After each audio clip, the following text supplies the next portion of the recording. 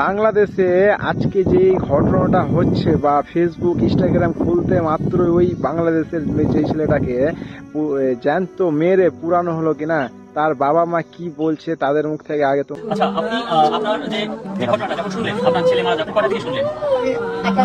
আপনার পরিচয় হলো আপনি দীপুর বাবা, আপনার কি নাম? রবিলাল।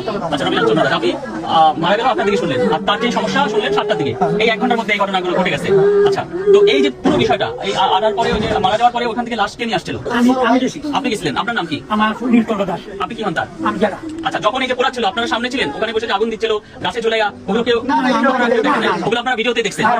আচ্ছা, তো শুনেন, আমি আপনাকে বলবো, আইন আপনার কি মামলা করছেন? না। মামলা কি করছে? মামলাটা হয়েছে, এখন সেটা কি করছে?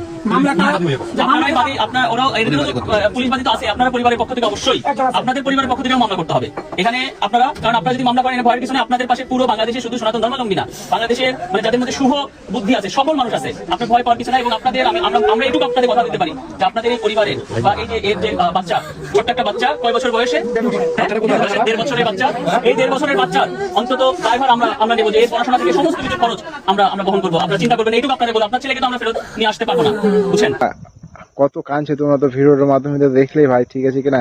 তো এই তোমাদের না সেই ছেলেটাকে আবার মেরে আবার জ্যান্ত পুরানোটা ঠিক হয়নি। তুমি মেরেছিল ঠিক আছে, তারপরেও তোমাদের তো বাংলাদেশে পুলিশ প্রশাসন আছে, তাদেরকে দিতে, তারা যেটা শাস্তি দিত